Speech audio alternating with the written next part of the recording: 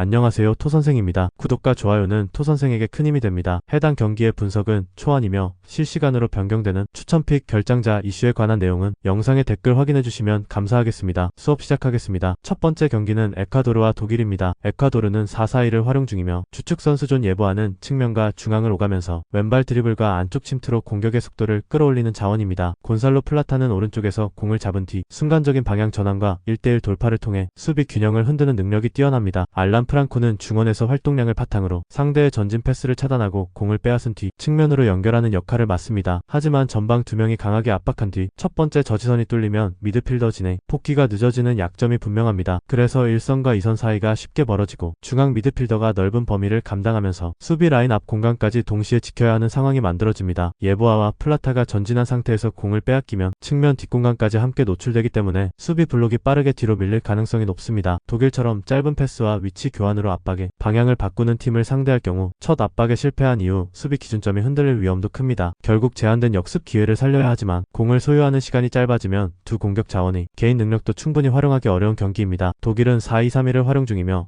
추축 선수 하베르츠는 최전방에 고정되기보다 낮은 위치로 내려와 패스를 연결한 뒤 다시 문전으로 침투하는 움직임에 강점이 있습니다. 비르츠는 상대 미드필더와 수비 라인 사이에서 공을 받은 뒤 전진 패스와 방향 전환을 빠르게 선택하며 공격의 속도를 조절합니다. 무시알라는 좁은 공간에서도 짧은 드리블과 유연한 방향 전환으로 첫 번째 압박을 벗겨내고 직접 페널티 박스 부근까지 전진할 수 있는 자원입니다. 에콰도르의 전방 압박 이후 1선과 2선 사이가 벌어진다면 무시알라가 해당 공간을 빠르게 점령하며 수비진을 정면으로 마주할 가능성이 높습니다. 그리고 무시알라가 중앙 수비를 끌어당기면 비르츠가 하프 스페이스에서 패스를 받아 공격 방향을 바꾸고 하베르츠는 수비수의 시야 밖으로 빠져나가 마무리를 준비할 수 있습니다. 독일은 후방에서부터 공을 안정적으로 연결하면서 상대 압박을 한쪽으로 유도한 뒤 반대편 측면이나 중앙의 빈 공간으로 전진할 수 있습니다. 높은 볼 점유율을 바탕으로 페널티 박스 주변에 머무는 시간이 길어지면 걷어낸 공을 세컨드볼 경합에서 다시 선점하며 공격을 이어갈 가능성도 높습니다. 하베르츠의 연계 움직임과 비르츠의 패스 선택, 무시알라의 개인 전술이 맞물린다면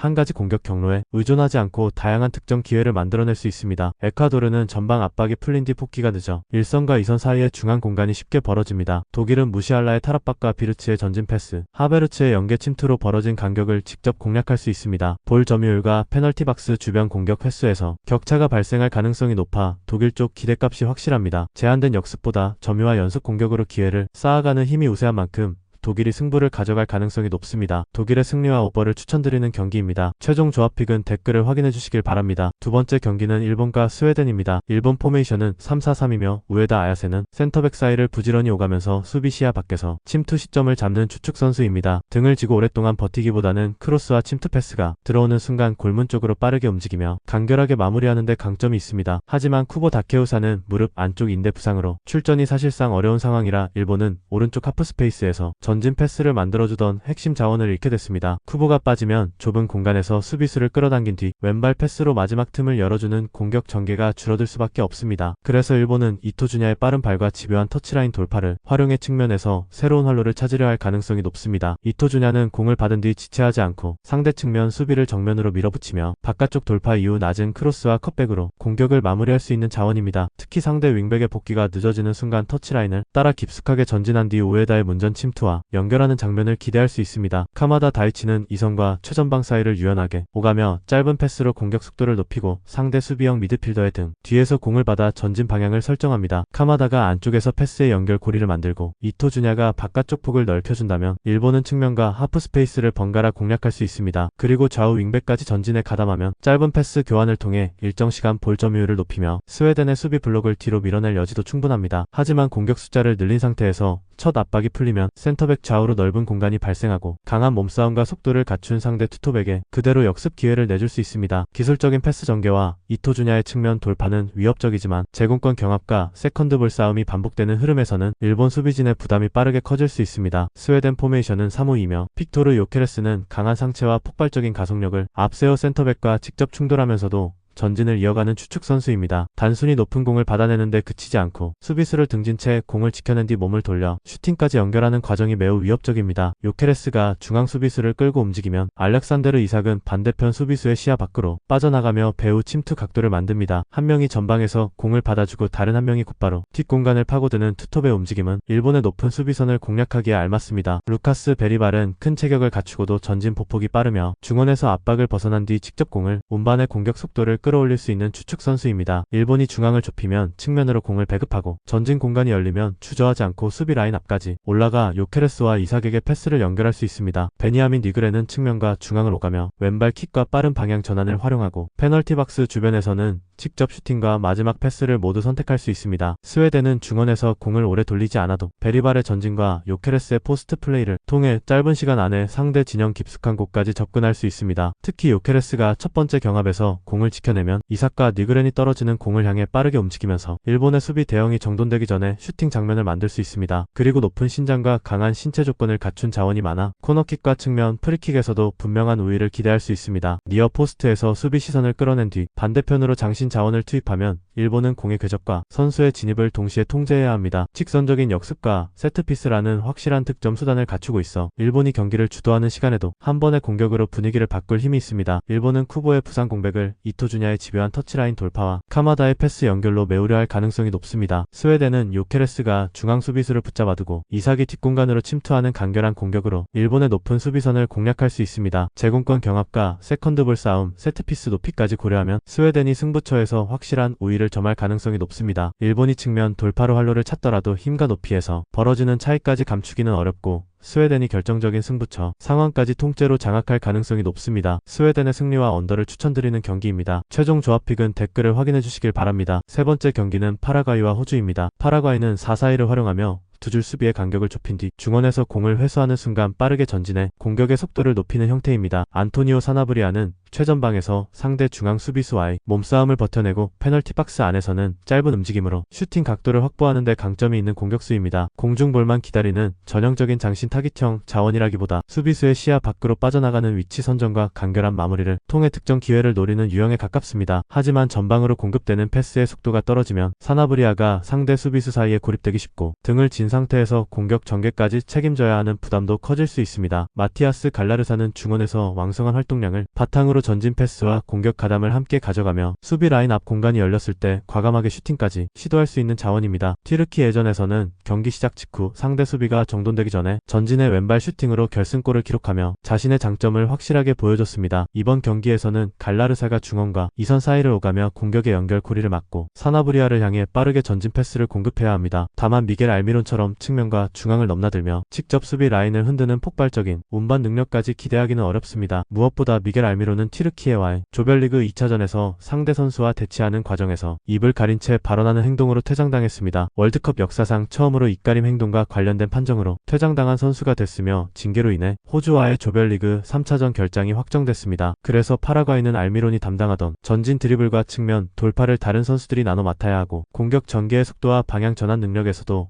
공백을 피하기 어렵습니다. 안드레스 쿠바스는 수비형 미드필더 위치에서 강한 압박과 정확한 태클 타이밍을 앞세워 상대의 중앙 전진을 끊어내는 역할을 수행합니다. 넓은 공간을 혼자 지배하는 유형보다는 위험 지역을 빠르게 선점하고 상대 공격형 미드필더가 전방을 바라보는 순간을 차단하는 능력이 돋보입니다. 하지만 측면 미드필더들의 수비 복귀가 늦어지면 쿠바스가 담당해야 할 좌우 범위가 지나치게 넓어질 수밖에 없습니다. 결국 빠른 측면 침투와 대각선 전진 패스를 반복하는 상대를 만나면 수비 라인 앞 공간과 측면 뒷공간이 동시에 흔들릴 가능성이 있습니다. 호주는 5-4-2를 활용하며 수비 시에는 중앙과 측면 사이의 통로를 촘촘하게 막고 공을 빼앗는 순간 빠르게 전진하는 선수비 후역습에 초점을 맞추고 있습니다. 3명의 중앙 수비수가 페널티 박스 안쪽을 단단하게 보호하고 양쪽 윙백까지 수비 라인에 합류하면서 상대가 중앙으로 진입할 공간을 먼저 없애는 구조입니다. 모하메드 투레는 탄력적인 움직임과 저돌적인 전진 능력을 갖춘 공격수로 최전방에서 상대 수비수와 충돌하면서도 뒷공간을 향해 과감하게 파고드는 힘이 있습니다. 등을 지고 오랫동안 공을 지켜내는 정적인 공격수라기보다 전방으로 전달되는 패스를 따라 움직이며 상대 수비 라인을 뒤로 밀어내는 유형에 가깝습니다. 그래서 투레가 중앙 수비수를 끌고 측면으로 빠져나가면 뒤에서 침투하는 선수들이 페널티 박스 안으로 들어갈 공간도 자연스럽게 열립니다. 네스토리 이란쿤다는 폭발적인 가속력과 직선적인 돌파가 강점이며 넓은 공간이 열렸을 때 상대 수비가 따라붙기 어려운 속도를 보여줍니다. 특히 수비에서 공격으로 전환되는 순간 측면에만 머물지 않고 상대 중앙 수비수와 풀백 사이를 대각선으로 파고들며 골키퍼와 맞서는 장면을 만들어냅니다. 파라과이가 공격 숫자를 늘리기 위해 측면 미드필더와 풀백을 동시에 전진시키면 이란쿤다가 파고들 수 있는 통로는 더욱 넓어질 수 있습니다. 아워 마빌은 측면에서 상대 수비수와 1대1 대결을 시도할 수 있고 오른발 크로스와 페널티 박스 안으로 들어가는 움직임을 함께 가져갈 수 있는 자원입니다. 마빌이 한쪽 측면의 폭을 넓혀주면 반대편 이란쿤다가 안쪽으로 좁혀 들어갈 공간이 생기기 때문에 호주의 역습 방향도 한쪽으로 제한되지 않습니다. 에이든 오닐은 화려한 공격형 플레이메이커와는 성격이 다르지만 왕성한 활동량과 안정적인 위치 선정으로 중원에서 상대의 전진을 끊어내는 역할을 맡습니다. 공을 빼앗은 직후 불필요하게 횡패스를 반복하기보다 전방 상황을 먼저 확인하고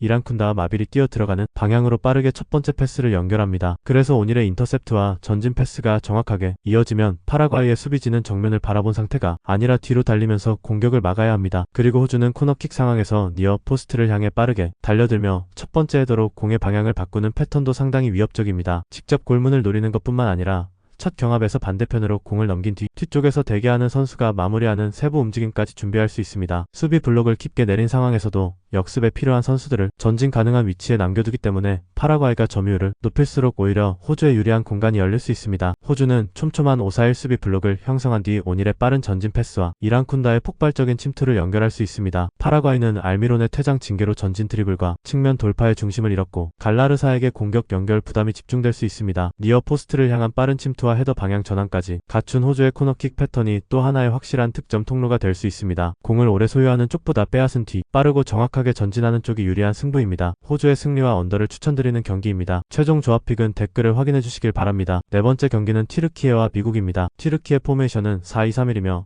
케렘 아크티르콜루는 왼쪽 측면에서 중앙으로 좁혀 들어오며 슈팅 각도를 만드는 움직임이 날카로운 추측 선수입니다. 상대 수비 뒷공간이 열렸을 때 순간적으로 속도를 높여 침투하고 짧은 터치 이후 빠르게 마무리까지 연결하는 능력이 뛰어납니다. 바르시 알페르 일마즈는 강한 신체 조건을 활용해 측면 경합에서 버텨내며 직선적인 돌파와 과감한 문전 침투로 상대 수비진에 부담을 줄 수 있습니다. 아르다 길러는 오른쪽과 중앙을 오가면서 왼발 전진 패스와 중거리 슈팅을 시도하고 좁은 공간에서도 공격 방향을 바꿀 수 있는 창의적인 자원입니다. 하지만 공격진의 개인 기량과 별개로 중원에서 압박을 시작하는 타이밍이 어긋나는 장면이 종종 발생하고 있습니다. 앞선 선수가 볼을 가진 상대에게 달라붙어 뒤쪽 미드필더가 간격을 함께 좁히지 못하면서 중앙 통로가 열리는 경우가 반복됩니다. 그렇기 때문에 첫 번째 압박이 벗겨지는 순간 상대 선수들에게 파이널 서드 지역을 여러 차례 노출할 수밖에 없습니다. 특히 측면 자원들이 공격에 가담한 이후 볼을 빼앗기면 중앙 미드필더 2명이 넓은 공간을 동시에 막아야 하므로 수비 전환 과정에서 균형이 흔들릴 가능성이 큽니다. 미국처럼 이선 자원들이 위치를 바꾸며 중앙으로 파고드는 팀을 상대할 경우에는 미드필더와 수비라인 사이의 간격이 더욱 빠르게 벌어질 수 있습니다. 미국 포메이션은 4-2-3-1이며 폴라린 발로코는 중앙 수비수와 정면으로 힘겨루기를 반복하기보다 수비라인의 뒷공간을 빠르게 파고드는 추측 선수입니다. 상대 센터백의 시야 밖에서 움직이다가 전진 패스가 들어오는 순간 침투하고 낮고 빠른 패스를 간결한 슈팅으로 마무리하는 능력이 뛰어납니다. 크리스천 플리식은 측면에만 머무르지 않고 중앙으로 좁혀 들어오며 짧은 방향 전환과 전진 드리블을 통해 상대 미드필더와 수비라인 사이를 공략합니다. 특히 페널티 박스 근처에서는 직접 슈팅과 마지막 패스를 모두 선택할 수 있기 때문에 수비수 입장에서 대응 방향을 쉽게 결정하기 어렵습니다. 웨스턴 맥케니는 강한 활동량과 몸싸움을 바탕으로 중원 압박에 적극적으로 가담하며 공격 상황에서는 뒤쪽에서 페널티 박스 안으로 침투해 수적 우위를 만들어냅니다. 그리고 포체티노 감독이 지휘하는 미국은 이선 지역에서 압박 위치를 고정하지 않고 상대의 첫 번째 패스 방향에 따라 전진하는 선수를 바꾸는 변칙적인 압박을 활용합니다. 플리식이 중앙으로 좁혀 들어가 전진 패스기를 제한하면 맥케니가 한 단계 전진해 볼을 받는 선수를 압박하고 발로건은 후방으로 되돌아가는 길목을 차단합니다. 이러한 압박 구조는 단순히 강하게 달려드는 방식이 아니라 상대의 패스 방향을 유도한 뒤 여러 명이 동시에 간격을 좁히는 형태입니다. 튀르키예처럼 중원 압박의 출발점과 후방 라인의 전진 타이밍이 엇갈리는 팀이라면 미국의 변칙적인 이선 압박을 제대로 감당하기 어려울 수 있습니다. 또한 공동 개최국으로 대회에 나서는 만큼 열광적인 미국 팬들의 응원은 선수들의 압박 강도와 경기 집중력을 끌어올리는 요소로 작용할 가능성이 높습니다. 튀르키예는 중원 압박의 타이밍이 어긋날 경우 수비라인 앞 공간과 파이널 서드 진입로를 동시에 내줄 위험이 큽니다. 미국은 플리식의 중앙 전진과 맥케니의 후방 침투를 통해 상대 미드필더와 수비라인 사이를 반복적으로 공략할 수 있습니다. 발로권의 뒷공간 움직임과 변칙적인 이선 압박, 열광적인 관중 분위기까지 감안하면